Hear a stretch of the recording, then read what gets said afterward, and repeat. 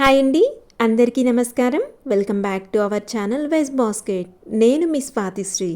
Veg బాస్కెట్లో ఈరోజు నేను పిల్లలందరూ ఎంతో ఇష్టంగా తినే క్యారమిల్ పాప్కార్న్ని పంచదారతో అలాగే హెల్దీగా బెల్లం నెయ్యి యూస్ చేసి తయారు చేసి చూపించబోతున్నాను.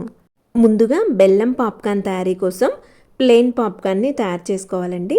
దానికోసం స్టవ్ ఆన్ చేసుకొని ఒక కడాయి పెట్టుకొని అందులోకి 1 టీ స్పూన్ నెయ్యిని యాడ్ చేస్తున్నానండి. నెయ్యికి బదులు బటర్ లేదా ఆయిల్ని కూడా యూస్ చేసుకోవచ్చండి. మీరు బటర్ యూస్ చేస్తున్నట్టయితే ఆయిల్తో మిక్స్ చేసి యూస్ చేయాలండి, లేదంటే బటర్ త్వరగా మాడిపోతుంది. నెయ్యి వేడెక్కిన తర్వాత ఇక్కడ నేను చిన్న గ్లాస్తో పాప్కార్న్ సీడ్స్ని తీసుకున్నానండి. ఇప్పుడు వీటిని నెయ్యిలో యాడ్ చేసుకోవాలి. ఇప్పుడు హై ఫ్లేమ్లో పెట్టుకొని పాప్కార్న్ సీడ్స్ని నేతిలో వేయించుకోవాలండి. కొద్దిసేపటికి పాప్కార్న్ సీడ్స్ అనేవి వేగుతూ పాప్ అవటం స్టార్ట్ అవుతాయి. ఇలా పాప్ అవటం స్టార్ట్ అయినప్పుడు లిడ్తో క్లోజ్ చేసుకోవాలండి. మీరు అడుగు పలుచగా ఉన్న గిన్నెను యూస్ చేస్తున్నట్టయితే స్టవ్ని లో ఫ్లేమ్ లేదా మీడియం ఫ్లేమ్లో పెట్టుకోవాలండి, లేదంటే పాప్కార్న్ అనేవి మాడిపోతాయి.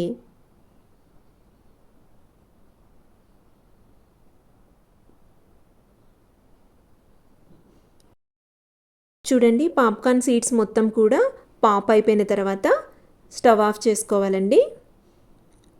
చూడండి, పాప్కార్న్ అనేవి కంప్లీట్గా పాప్ అయిపోయాయి. ఇప్పుడు వీటిని ఒక పక్కకు పెట్టుకోవాలండి. ఇప్పుడు స్టవ్ ఆన్ చేసుకొని వెడల్పుగా ఉండే ఒక ప్యాన్ పెట్టుకొని అందులోకి పాప్కార్న్ సీడ్స్ తీసుకున్న గ్లాస్తో 2.5 గ్లాసుల బెల్లం తురుమును తీసుకుంటున్నానండి. ఈ కొలతకి స్వీట్నెస్ అనేది పర్ఫెక్ట్గా ఉంటుందండి.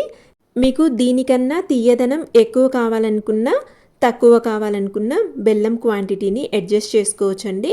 హై ఫ్లేమ్లో పెట్టుకొని వాటర్ ఏమీ యాడ్ చేయకుండా బెల్లంను కరిగించుకోవాలండి. చూడండి, బెల్లం అనేది కరగటం స్టార్ట్ అయినప్పుడు కలుపుతూ బెల్లం పూర్తిగా కరిగే వరకు కరిగించుకోవాలి. మీరు పలుచగా ఉండే గిన్నెను యూస్ చేస్తున్నట్టయితే స్టవ్ను లో ఫ్లేమ్లో లేదా మీడియం ఫ్లేమ్లో పెట్టుకోవాలండి, లేదంటే బెల్లం అనేది మాడిపోతుందండి. చూడండి, బెల్లం అనేది మొత్తం పూర్తిగా కరిగిపోయిందండి.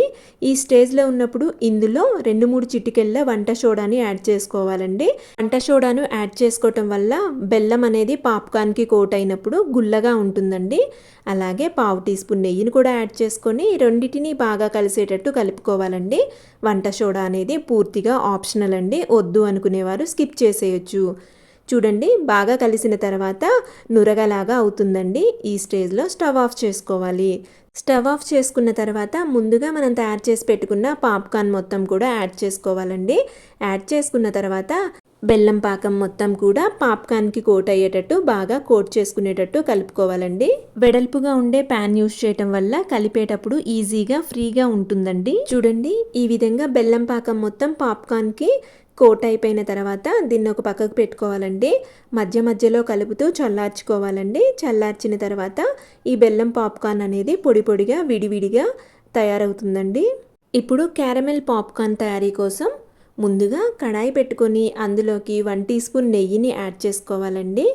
నెయ్యి కరిగిన తర్వాత చిన్న గ్లాస్తో పాప్కార్న్ సీడ్స్ యాడ్ చేసుకొని బాగా ఫ్రై చేసుకోవాలండి. కలుపుతూ ఉండగా పాప్కార్న్ సీడ్స్ అనేవి బాగా వేగి పాప్ అవటం స్టార్ట్ అవుతాయి. పాప్కార్న్ సీడ్స్ పాప్ అవటం స్టార్ట్ అయిన వెంటనే లిడ్తో క్లోజ్ చేసుకోవాలండి. చూడండి, పాప్కార్న్ సీడ్స్ మొత్తం కూడా పాప్ అయిపోయిన తర్వాత స్టవ్ ఆఫ్ చేసుకోవాలండి. ఇప్పుడు ప్లెయిన్ పాప్కార్న్ అనేది రెడీ అయిపోయింది. దీన్ని పక్కకు పెట్టుకొని స్టవ్ ఆన్ చేసుకొని ఒక వెడల్పాటి ప్యాన్ పెట్టుకొని అందులోకి పాప్కార్న్ సీడ్స్ తీసుకున్న గ్లాస్తోనే 2.5 గ్లాసుల పంచదారని తీసుకుంటున్నానండి. మీరు స్వీట్నెస్ అనేది ఎక్కువగా కావాలనుకున్నా తక్కువగా కావాలనుకున్నా షుగర్ క్వాంటిటీని అడ్జస్ట్ చేసుకోవచ్చండి. నేను తీసుకున్న ఈ కొలతకి స్వీట్నెస్ అనేది పర్ఫెక్ట్గా ఉంటుందండి. ఇప్పుడు స్టవ్ని హై ఫ్లేమ్లో పెట్టుకొని పంచదారని కరిగించుకోవాలి. చూడండి, పంచదార అంచుల వెంబడి కరగటం స్టార్ట్ అవుతుంది. ఇటువంటి స్టేజ్లో నెమ్మదిగా కలుపుకుంటూ పంచదార పూర్తిగా కరిగే వరకు కరిగించుకోవాలండి. ఇందులో వాటర్ అనేవి అస్సలు యాడ్ చేయకూడదండి. నెమ్మదిగా పంచదార మొత్తం కరిగి తేనెలాగా తయారవుతుంది.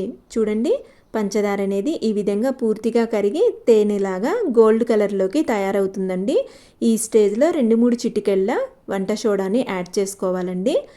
వంట సోడాని యాడ్ చేసుకోవటం వల్ల క్యారమిల్ పాప్కార్న్ అనేది గట్టిగా లేకుండా గుల్లగా వస్తుందండి.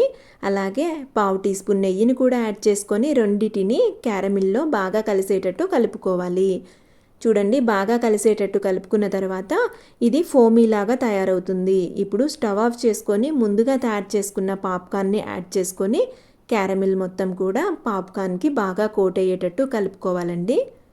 ఇందులో వంట సోడా వద్దు అనుకునేవారు స్కిప్ చేసేయొచ్చండి. ఇది పూర్తిగా ఆప్షనల్ అండి.